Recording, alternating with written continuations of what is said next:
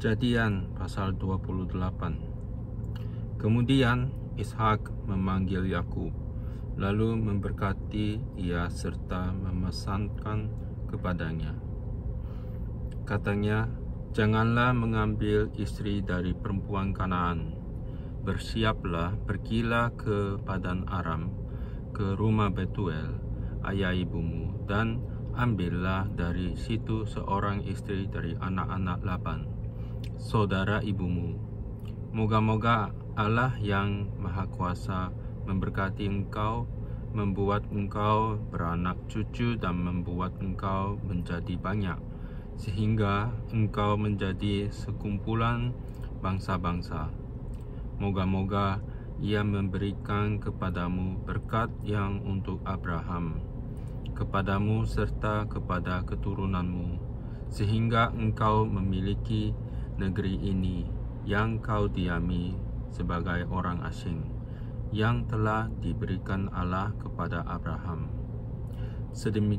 Demikianlah Ishak melepas Yakub, lalu berangkatlah Yakub ke Padan Aram, kepada Laban anak Betuel, orang Aram itu, saudara Ribka itu Yakub dan Esau.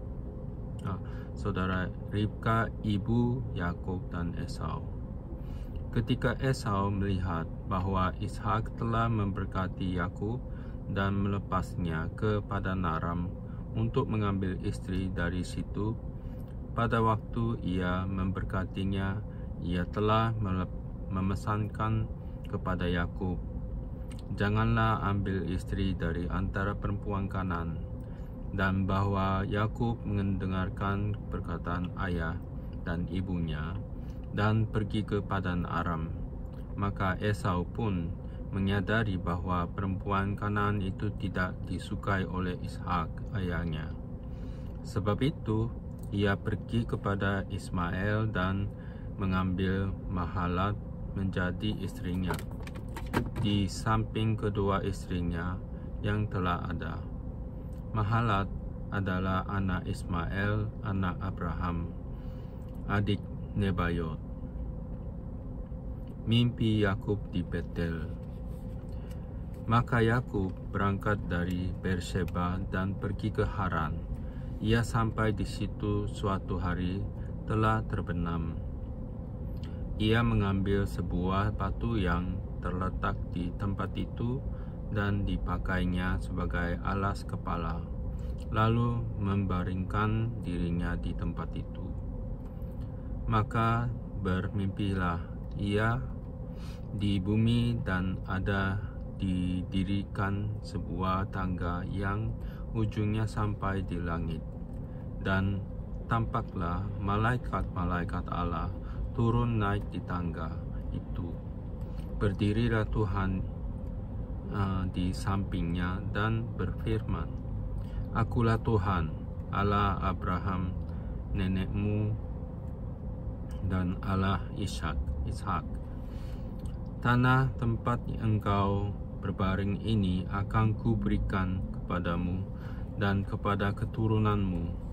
Keturunanmu akan menjadi seperti debu tanah banyaknya, dan engkau akan mengembang ke sebelah timur, barat, utara, dan selatan.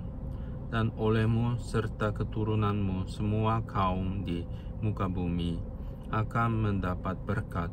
Sesungguhnya aku menyertai engkau dan aku akan melindungi engkau kemanapun engkau pergi, dan aku akan membawa engkau kembali ke negeri ini.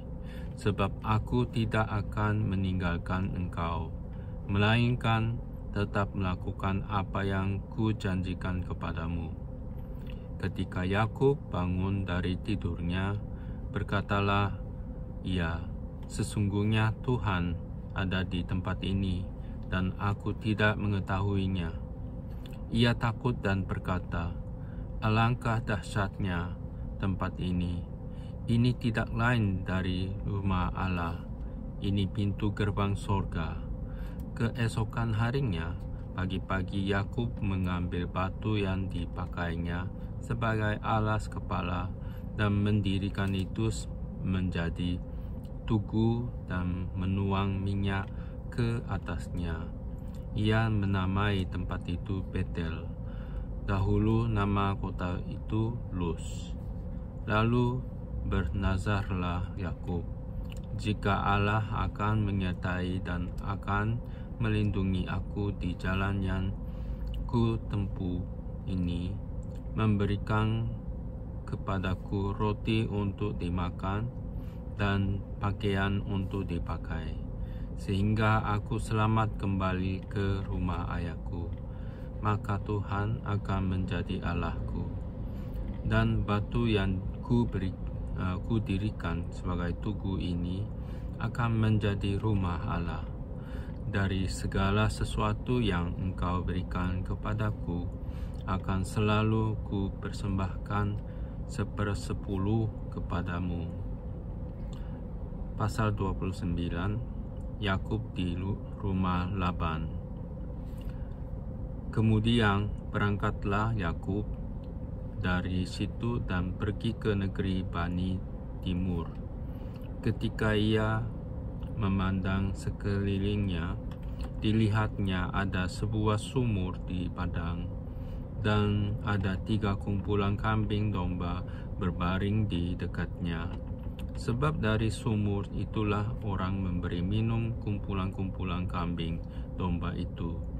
Adapun batu penutup sumur itu besar, dan apabila segala kumpulan kambing domba itu digiring berkumpul ke sana, maka gembala-gembala menggulingkan batu itu dari mulut sumur, lalu kambing domba itu diberi minum.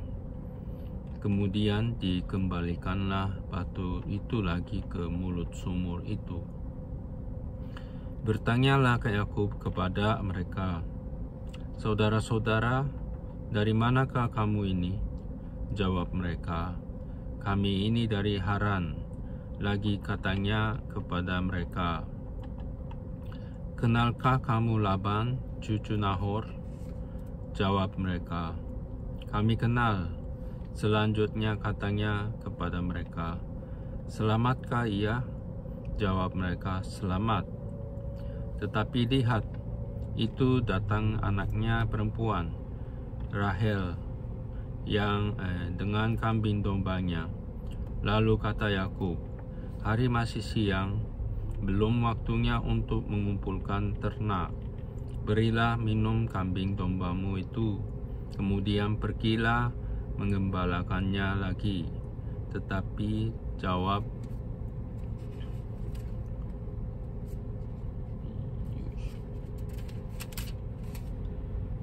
mereka, "Kami tidak dapat melakukan itu selama segala kumpulan binatang itu belum berkumpul.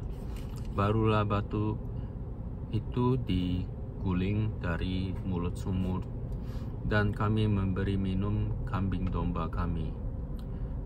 Selagi ia berkata-kata dengan mereka, datanglah Rahel dengan kambing domba ayahnya, sebab dialah yang menggembalakannya.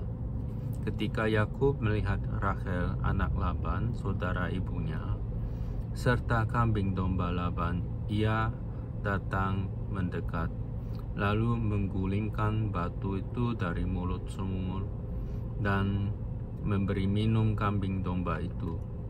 Kemudian Yakub mencium Rahel serta menangis dengan suara keras. Lalu Yakub menceritakan kepada Rahel bahwa ia sanak saudara ayah Rahel dan anak Ribka.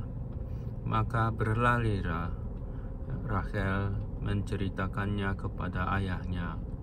Segera sesudah Laban mendengar kabar tentang Yakub, anak saudaranya itu, berlarilah ia menyongsong dia, lalu mendekap dan mencium dia.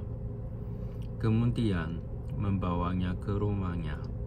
Maka Yakub menceritakan segala hal ihwalnya. kepada Laban. Kata Laban kepadanya, "Sesungguhnya engkau sedarah sedaging dengan aku." Maka tinggallah Yakub padanya genap sebulan lamanya. Kemudian berkatalah Laban kepada Yakub, Masakan karena engkau adalah sanak saudaraku. Engkau bekerja padaku dengan cuma-cuma. Katakanlah kepadaku apa yang patut menjadi upahmu. Laban mempunyai 2 anak perempuan. Yang lebih tua namanya Lea, dan yang lebih muda namanya Rahel.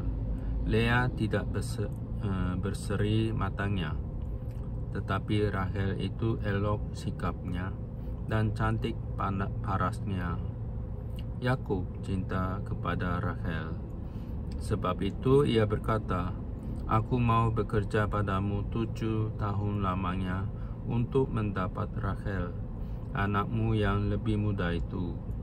Sahut Laban, "Lebih baiklah ia aku berikan kepadamu daripada kepada orang lain, maka tinggallah padaku." Jadi bekerjalah Yakub 7 tahun lamanya untuk mendapat Rahel itu, tetapi yang 7 tahun itu dianggapnya seperti beberapa hari saja, karena cintanya kepada Rahel. Sesudah itu berkatalah Yakub kepada Laban, "Berikanlah kepadaku bakal istriku itu, sebab jangka waktuku telah genap, supaya aku akan kawin dengan dia." Lalu Laban mengundang semua orang di tempat itu dan mengadakan perjamuan. Tetapi pada waktu malam diambilnyalah Lea, anaknya, lalu dibawanya kepada Yakub. Maka Yakub pun menghampiri dia. Lagi pula Laban memberikan Zilpa, budaknya perempuan, kepada Lea, anaknya itu, menjadi budaknya. Tetapi pada waktu pagi tampaklah bahwa itu Lea. Lalu berkatalah Yakub kepada Laban, "Apakah yang kau perbuat terhadap aku ini? Bukankah untuk mendapat Rahel aku bekerja padamu? Mengapa engkau menipu aku?" Jawab Laban, "Tidak biasa orang berbuat demikian di tempat kami ini, mengawinkan adiknya lebih dahulu daripada kakaknya. Genapilah dahulu 7 hari perkawinanmu dengan anakku ini, kemudian anakku yang lain pun akan diberikan kepadamu sebagai upah, asal engkau bekerja pula padaku 7 tahun lagi." Maka Yakub berbuat demikian. Ia menggenapi ke-7 hari perkawinannya dengan Lea. Kemudian Laban memberikan kepadanya Rahel, anaknya itu, menjadi istrinya. Lagi pula Laban memberikan Bilha, budaknya perempuan, kepada Rahel, anaknya itu, menjadi budaknya. Yakub menghampiri Rahel juga, malah ia lebih cinta kepada Rahel daripada kepada Lea. Demikianlah ia bekerja pula pada Laban 7 tahun lagi. Anak-anak Yakub.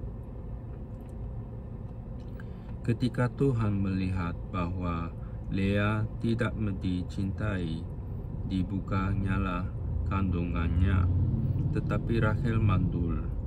Lea mengandung, lalu melahirkan seorang anak laki-laki dan menamainya Ruben.